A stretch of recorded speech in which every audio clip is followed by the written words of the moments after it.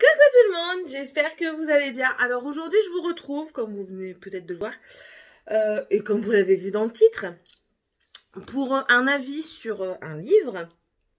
Donc je continue dans ma lignée des Chevaliers d'Émeraude d'Anne Robillard. Donc celui-ci c'est le tome 5. Donc pour vous rappeler un petit peu l'histoire d'avant, bon il y a un prologue dans chaque tome, je vous le cherche. Donc vous avez encore toutes les générations de l'ordre avec les chevaliers et leurs écuyers. Ça gratte, excusez-moi, hein, j'ai le droit quand même. Voilà, donc vous avez dans chaque livre un prologue qui vous explique un petit peu ce qui s'est passé. Donc pour résumer un petit peu... l'ordre des chevaliers a été reformé pour que l'empereur d'Iraniette Amékaret ne puisse pas conquérir le continent d'Enkidief, mais aussi pour pas qu'il reprenne sa fille Kira, l'enfant mauve qui est un enfant du viol d'Amékaret sur la reine Fan de Chola. Voilà, donc nous avons encore le chevalier... Oh, pardon, vous bougez. Le chevalier, donc vous avez le chevalier Wellan qui est tombé amoureux de la reine Fan de Chola, qui du coup vit un amour entre guillemets impossible avec cette dame. Il a un enfant avec cette dame, enfin ce fantôme, ce maître magicien. Et puis, bon, il y a des guerres, il y a des...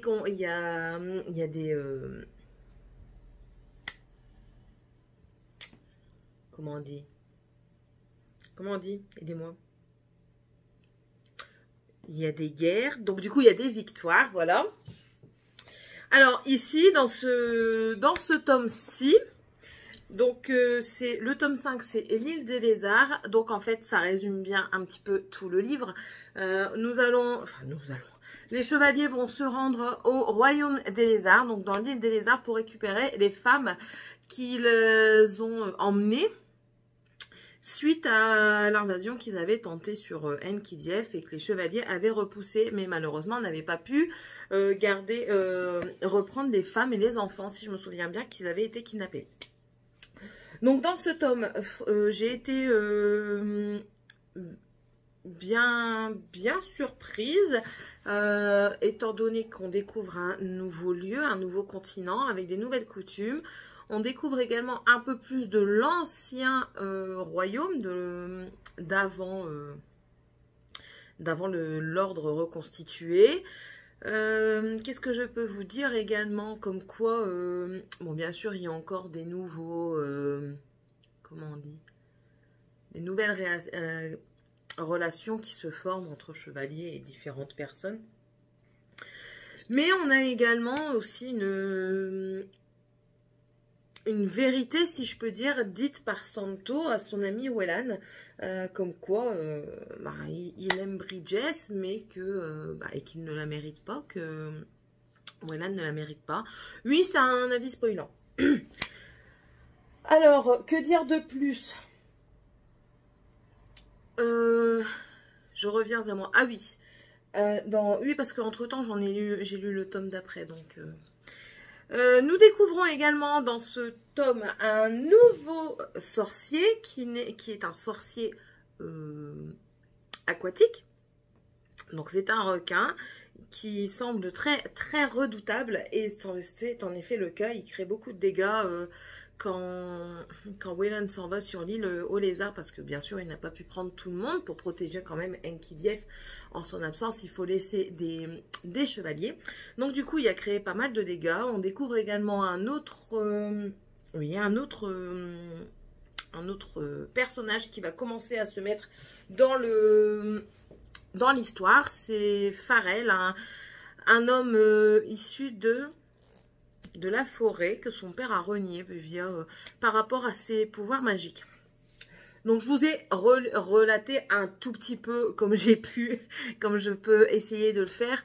Peut-être que ça viendra au fur et à mesure du temps. L'histoire sans trop vous dévoiler. Moi, ce que j'en ai pensé. Alors j'ai pensé que l'histoire était très bien tournée, encore une fois. Bon, l'intrigue, elle est... Bon, on connaît un petit peu l'intrigue, hein, on sait à peu près ce qui va se passer. C'est pas de la nouveauté. Ça reste un bon... Pour moi, ça reste un bon livre jeunesse fantastique. Parce que j'aimerais bien que ma fille puisse les lire. Elle est encore un peu jeune. Elle a 11 ans, elle va avoir 11 ans, donc elle est peut-être encore un peu jeune. Mais je veux dire, pour des jeunes qui commencent à lire, ça reste une bonne saga. Et je pense même que ça pourrait même être jusqu'à maintenant une saga que l'on pourrait adapter en téléfilm ou un truc comme ça. Donc voilà, l'histoire est très bien tournée, les sentiments, l'auteur arrive à nous transmettre les sentiments via les pages que l'on tourne. Franchement, je trouve que c'est une lecture assez fluide. Alors... Le problème que j'ai moi, c'est que je commence un livre, je le termine pas, je le stoppe et du coup j'ai du mal à le reprendre. Ce n'est en aucun cas à cause de l'histoire parce que comme je vous le dis, l'histoire est très bien. Mais quand je l'ai repris, je n'ai plus lâché. Donc je crois que je l'avais lâché à 120 pages à peu près. Au total, il y a...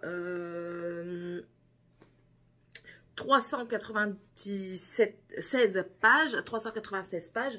J'ai lu donc environ 200 pages sur une journée à peine parce que j'étais vraiment prise dans l'histoire.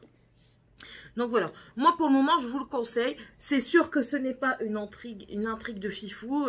On va pas sur un truc extrême où il faut beaucoup réfléchir et tout ça. Non, mais ça reste très bien. Enfin, voilà, je vous laisse. Je vous souhaite à tous une bonne journée en espérant... Enfin, je sais que ce genre de vidéo n'est pas beaucoup regardé par les gens, enfin, surtout par rapport à ce que je fais d'ordinaire sur ma chaîne. C'est pas énormément regardé, mais ça me plaît de partager un petit peu mes lectures. J'essaye un tant soit peu de donner mon avis en étant la plus concise et la moins spoilante possible. Mais c'est très compliqué. Peut-être qu'avec le temps, j'y arriverai, je vous l'ai déjà dit.